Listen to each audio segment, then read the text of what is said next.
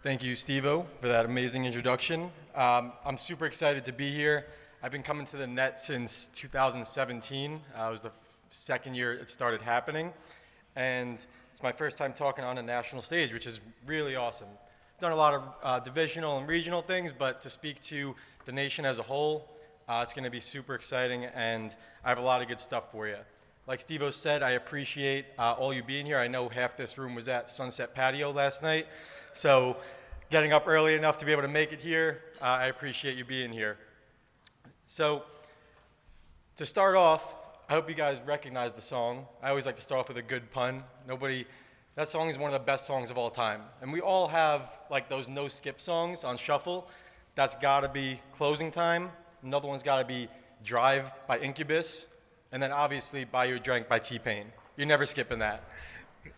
I see Tara Michelle, like, definitely. That was also on at Sunset Patio last night if you weren't there. So what I wanted to start with, I have this clicker. So is this just this green button?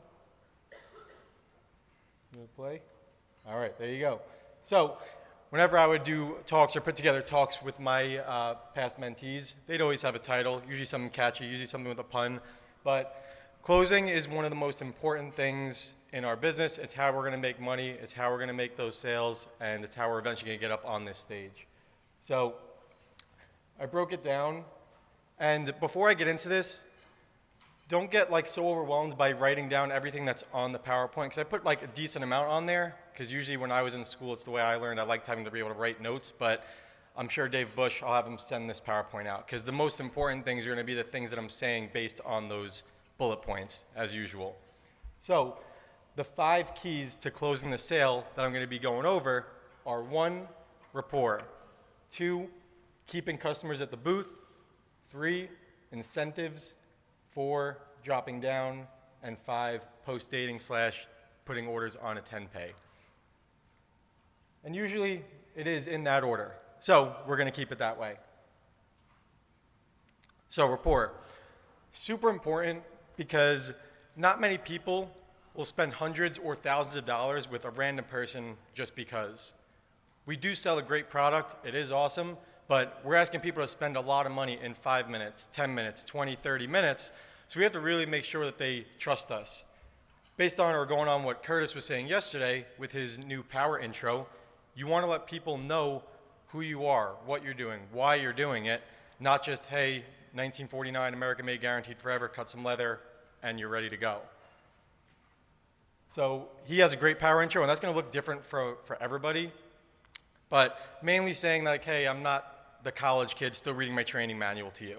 So I know a handful of you may still be in college, but if you're at the net, you're at least at a decent professional level where you can have a nice power intro for yourself, letting the customers know that, or hoping that they'll feel comfortable with you during your pitch. So when building rapport, it makes it more of a conversation than a sales pitch. Nobody likes being talked at, as the next one over here. We want to talk to the customers. So it makes the walls come down when you are just having a friendly conversation, throwing some jokes, throwing some puns. Do whatever you have to do to make it seem like you are having fun, because at the end of the day, our job is very fun. We sell knives. Salespeople sometimes get a bad rap because of the fact that we work on commission and are just trying to make a quick buck. So we're not just selling knives, we're cultivating and building those relationships, which is what I do with, obviously, my Facebook group after the close. At the end of my slides, I do have a little bit of a thing that I have at my booth that I'll show you guys that you can kind of try to replicate, whether it's just for maybe a personal business card, or if you are starting to get into social. So also when building that rapport, it helps you learn info to keep in your back pocket when it's time to close. So while asking those quality questions, and I assume you guys probably found a theme with NET, is that asking the best questions and the quality questions are what help you close the biggest, close the most, and get the best results. So while asking those quality questions, you're going to learn a lot about the customer. Maybe you found out about their second home, their RV, the 3 kids, the wedding they're attending. Maybe they're tired of buying knives over and over, so you hit those pain points. The best salespeople are the ones that ask the best questions, but are also the best listeners. Again, something what Josh Muller said yesterday too. So I love that. Obviously, I have all these notes that I was planning on saying, but you see all these top reps are going over similar things because there is a similarity between anything that we sell. So we are problem solvers. We're not doing something to the customer. We're doing something for the customer. And that's what you have to think about, especially when you give a 10K, 11K, 15K, 20K, 50K business gift price. We're doing something for the customer. So get comfortable in saying those bigger numbers. But at the end of the day, have fun. Again, we sell knives, but you have to make that great first impression. Whether it's a service call, a demo, any event, anytime you have the option or the opportunity to sell some Cutco, making that first impression is great. On to the next. Keeping customers at the booth. The longer someone is at the booth, the higher probability that you'll be able to close the sale. Just makes sense. That means they're intrigued and you've got their attention long enough to consider spending those hundreds or thousands of dollars with you, having just met you a few minutes ago. It also typically means the customer is asking buying questions, so you're going to be solving their problems at the same time. Asking those quality questions gets the customers thinking in ways they haven't before. Hearing the customer say, "Oh, yes, exactly," or "I never thought about that, but you're completely right." The more statements you hear like that the customer is saying to you, the more they're buying into the concept of investing Cutco instead of just buying other brands over and over again. There's a better chance at Cutco owners walking up and giving those personal testimonials. By show of hands, how many of you sold a set or any Cutco because you were in the closing process and some old lady came up saying she's had her knives for 50 years? If you've been doing this even a few events, you're going to have that. So those are so important. It's amazing to leverage those type of customers at the booth. Because the best salespeople are the ones that already own Cutco, and especially for a long time. Personal testimonials mean way more to a stranger than anything a salesperson could say. Again, because salespeople get that bad rap sometimes. I don't know if anybody listens to those Josh Muller Conversation with Champions. I was listening to those as I was making my way up, and it's how I learned a lot. He had a whole talk on leveraging Cutco owners at the booth. I highly recommend listening to that because it gives you a lot of great tips.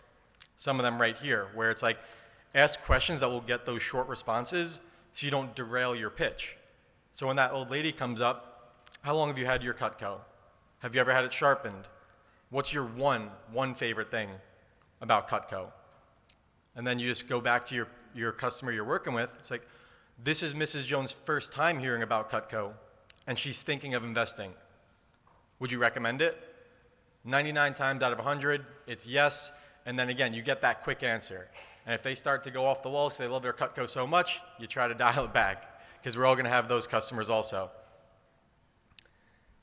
Next, when keeping customers at the booth, it makes the booth look enticing the longer you keep people around because it creates buzz.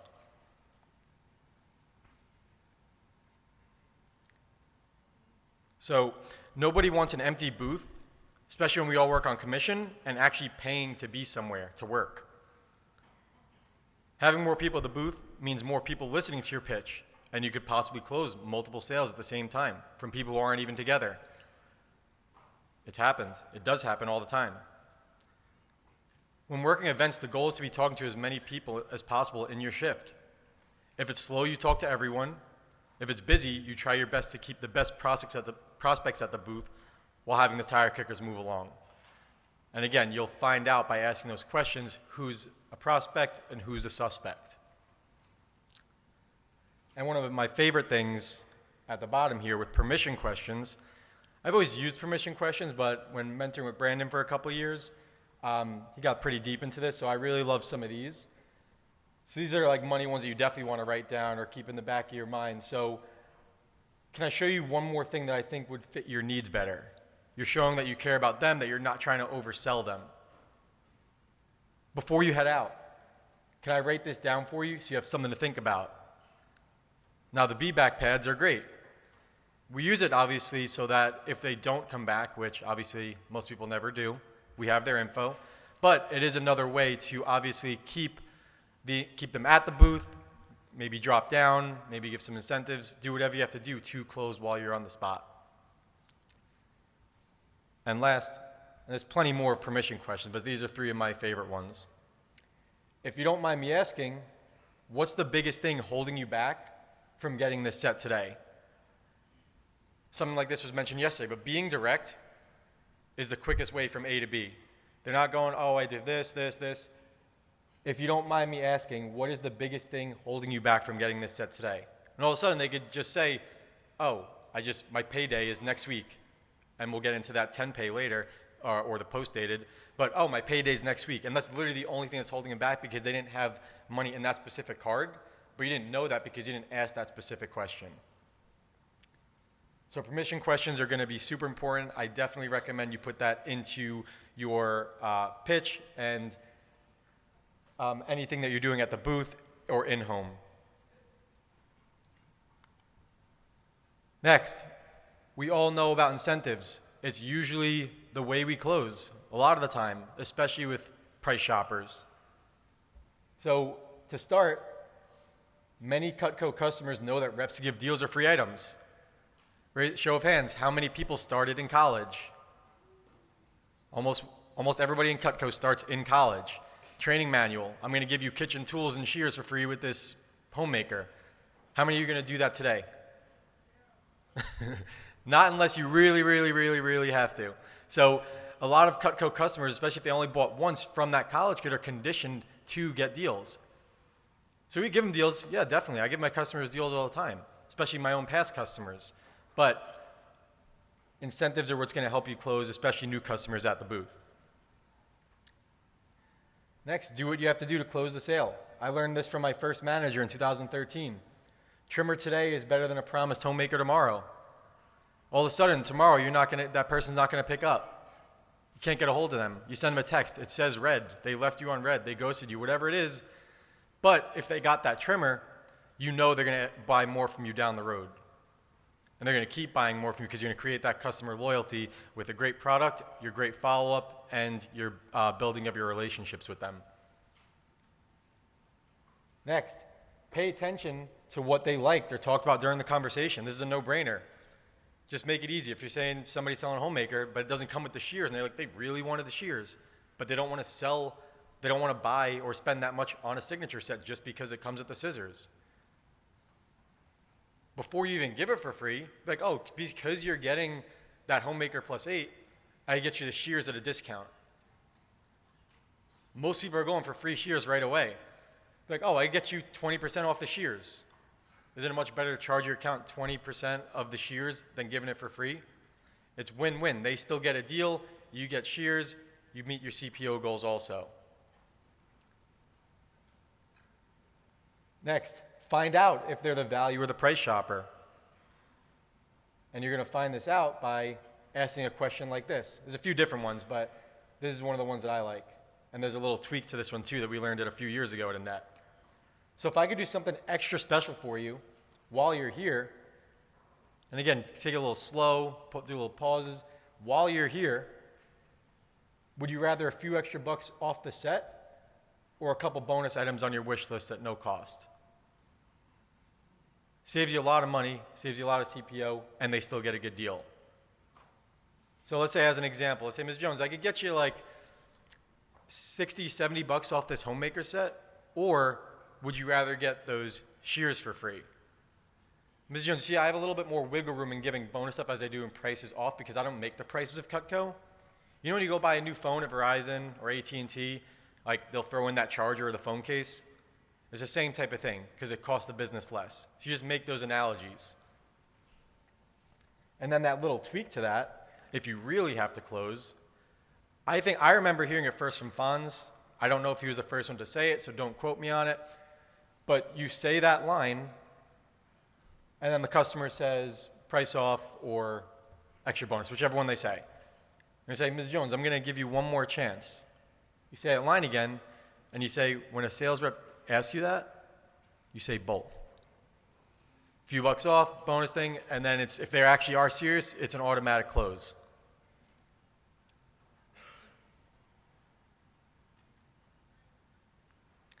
Compare the cost of what they're getting right now to what it would be online. There's extra value in comparing to what the price would be even if they wait a couple weeks. So I closed so much. I closed 20 to 25 grand with the price increase because to make it easy, let's say $100 or let's say $1,000, make it more enticing. Ms. Jones, this set right now is $1,000, January 31st. Tomorrow, it's $1,250 or whatever, how that math works. Or it's $800 today, $1,000 tomorrow. That's a big difference in sets. We had the biggest price increase ever. If you weren't leveraging it, you should have been. But if you didn't, at least when you sell them now, you'll make more money.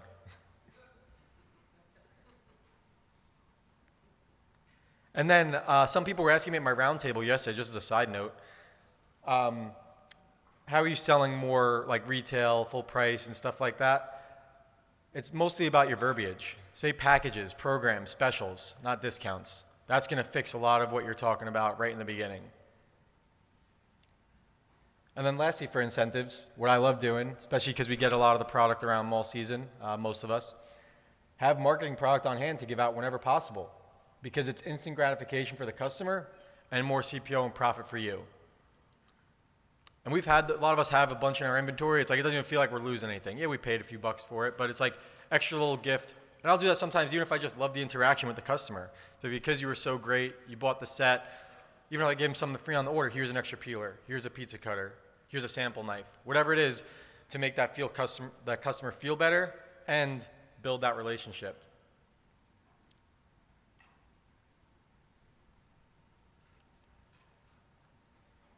Dropping down. I'm excited to talk about dropping down a little bit because we didn't even have a dropping down talk because we have so many other messages and so many great things to talk about, but I'm happy I was able to get dropping down in here because dropping down is where you're going to be closing a lot of the time because we know Cutco's not cheap, so not everybody's going to be able to afford it or the ultimate set at least. Everybody could afford Cutco on payments. If they can't, then they shouldn't be at the booth, honestly, but you find that out by asking those questions. So dropping down comes down to finding the perfect balance between their set size and or budget. We know this. Just because someone says no to an ultimate doesn't mean that they can't afford it. Nobody wants to spend money on things they won't use. Read the body language. Again, something Brandon went over. Customers won't always tell you everything you need to know verbally. Maybe they're like backing away from the booth a little bit. Maybe a little folded arms. Maybe not as much eye contact as you would like. Key in on those things so that you could really feel if they, again, are a prospect or a suspect. Next, realize when to drop to a different set or just a more enticing price. You learn this by asking those questions. So one of the ones that I like, I don't know if I put it up there yet, I have it right here. Ms. Jones, after going over everything in this set, is this the perfect set for you at a price point that works for your budget?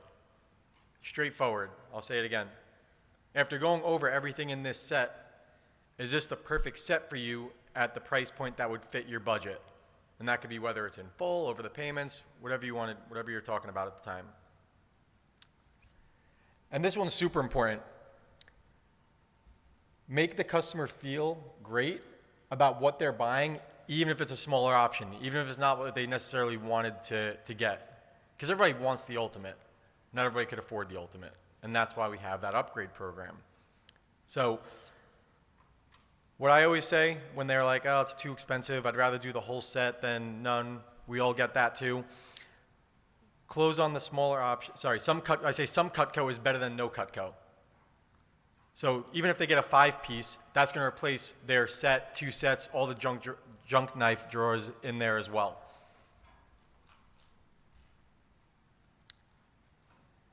As long as you get somebody started on a few pieces, they'll always be back for more. We know this.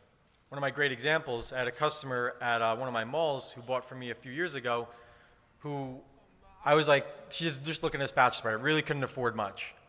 And then before she walked, I was like, just to help you out, it's Christmas, take care of 10% for you, that's the most I could do. And she's like, you know what, I do want that, I'll take care of it. And since then, she's has a full Ultimate, she's working on her Superfan set, and she's going to eventually be buying an Ultimate set for her daughter. That's because I closed and was willing to CTR a little bit. That's what you have to do. I know there's a lot of people that'll be like, I'm not going to change the price no matter what. But if I have to close, yeah, take a few bucks off. Curtis said that yesterday, take a few bucks off. Give a deal, because you never know what situation that customer is in right now and could turn around. And again, you're helping them out, and then they're helping you out in the long run. She's a great customer of mine. And again, make sure to go over that upgrade program with the customer and add other items to the wish list. Because that's how you make your next sales easier in your CRM and everything. You just call them on the phone. We got this. This is what you didn't get. Bing, bang, boom. It's all ready to go. And then create social proof. What most of my customers do in your situation is blank. Let them know that they're not the only ones that don't buy the Ultimate set. It's like, that's exactly why we have this program. Cutco never gets less expensive. So if you're truly interested, you can start smaller and work your way up with these programs that we have. The upgrade program is made for everyday people, so they can still enjoy cooking with high quality tools that actually work every single time.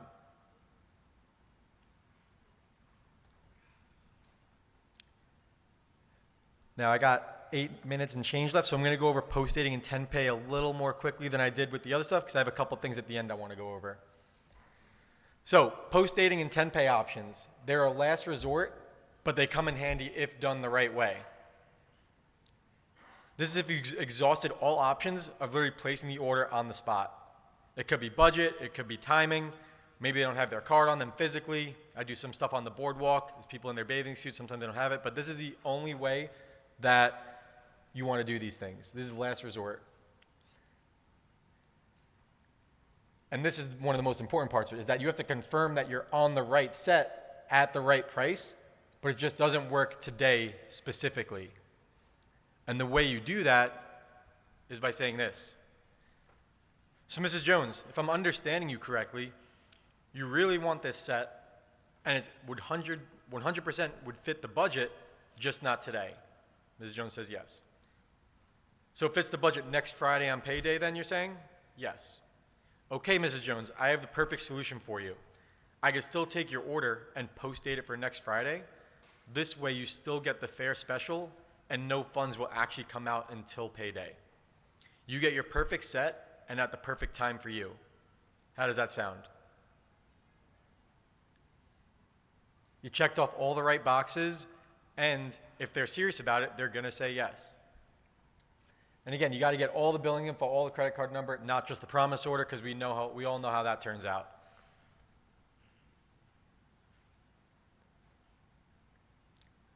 And then the way I don't forget about it is I save it as pending in my app, and then I put it in my calendar too to get a notification of when to put it through so I don't forget. It's always nice waking up on a Tuesday morning, beginning of the week, have a $1,000 order that was post dated, and all of a sudden you're at 1,000 and you didn't even do anything yet. And then for 10 pays, you want to find out what's most important on the order, then put the rest on the 10 pay 5 months later. Because even though it is great to get that order, we know the post date and the 10 pays don't always go through. It could be that there isn't the money in the account, the card expired, whatever it might be. We know that they're not 100%, but you have a much higher rate of it actually going through by having the card number than just having to call them back. And again, put those bonuses and everything on that second order so that you don't shoot yourself in the foot.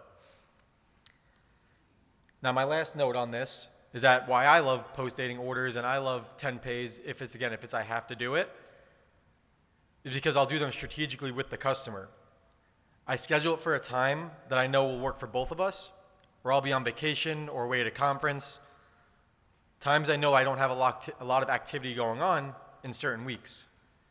It's a perfect way to stay consistent in your business, and it's why I have a 2K streak of just about 6 years in the next couple weeks. Because I'm always finding some CPO to put through, following up with customers in either my database or my calendar. And again, these are people who are looking at sets and packages, not trimmers. But even just on Tuesday, I had a $1,000 order put through, another $600 order put through. Somebody told me to put it through on Monday. I was like, Okay, can I put it through on Tuesday for you? Great. It's one of my customers getting a Christmas gift. She doesn't need it anytime soon.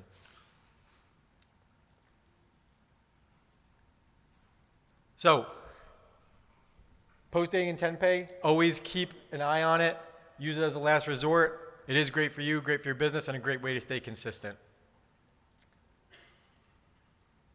So, this is what I wanted to show you guys. There may be new versions of this coming out or updated versions, because I've had this for a few years. But this is how I close at the booth on my upgrades. It's so easy. I used to have like a laminated thing and did it with a marker. I got this from Vast Action. I asked them if I could show this on the PowerPoint. They said yes. I can't share it. It's proprietary. But if you reach out to them, they'll give you some info. But I literally have my iPad at my booth all the time now. See if I can find it.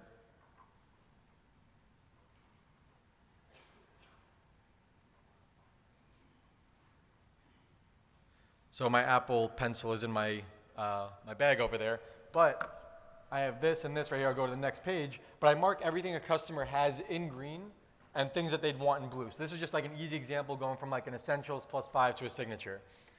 So when it comes to that over there, it makes it so easy because I'm a visual learner, and instead of going back to all these different links, open up the pages a million times, open up that fold out, which is great, I still use it, but this is what I use for upgrades. I started doing this in 2018, I think, before anybody ran out a laminated sheet. And I started this in 2019 on my iPad and keep it going when I do my virtual appointments on the computer. It's so easy. It's a game changer. Get something like this if you don't have it, especially if you have an iPad, a Surface Pro, whatever. It is something that I've closed so many upgrades for. And I actually screenshot these and save them in a file for customers who have things on their wish list, send it to them on Facebook, email it to them so that they have it too, instead of just having the regular paper quad fold. So it's our full list. You got both. You got all the knives where I do my upgrades, and then the other stuff down there. And I'm saving them in specific spots so I know where they are, and then the customers have them as well. So they know easily what we talked about last time and what they still need to finish their sets. And lastly, because I think I got 3 minutes left, I'm going to give a disclaimer before this next post. I have a couple QR codes on there. The one without the Facebook logo is kind of like my virtual business card. And my Facebook group, not that I don't like you guys, but I don't want to dilute my group with another 300 Cutco reps unless you're going to buy Cutco from me. Is that okay? So ask me any questions at the break if you have on social. You can check it out. But if you want to scan something, that one on the left, it's called Beacons. Same thing as like a link tree. That has my Facebook, my Instagram, my YouTube, my personal portal, Venmo, Cash App. If you want to pay me while I'm up here, that's fine. But that is my virtual business card, and I have this thing in a frame at my booth at every show I work. This is how I close after I close my customer or a lead that didn't buy. They join my Facebook group. I have 2,400 members in there now, a lot of them being customers and the family and friends of them. But right after I close, like, Ms. Jones, great, thank you, welcome to the Cutco family. But what I wanted to let you know is, like, I asked, are you on Facebook? Most of the time, yes. Like, cool, can you take out your phone?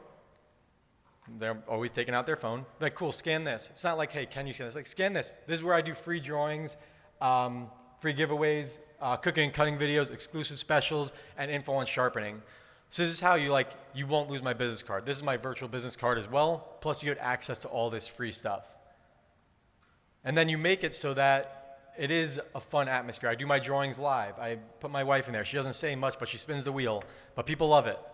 So I'm giving away a bunch of Cutco. I tell them I've given away $20,000 worth of Cutco in the past 3 years. And they're like, oh, crap. And I say, this is a much better odds of you winning than you playing the Powerball. You might not win as much, but everybody loves some extra free Cutco.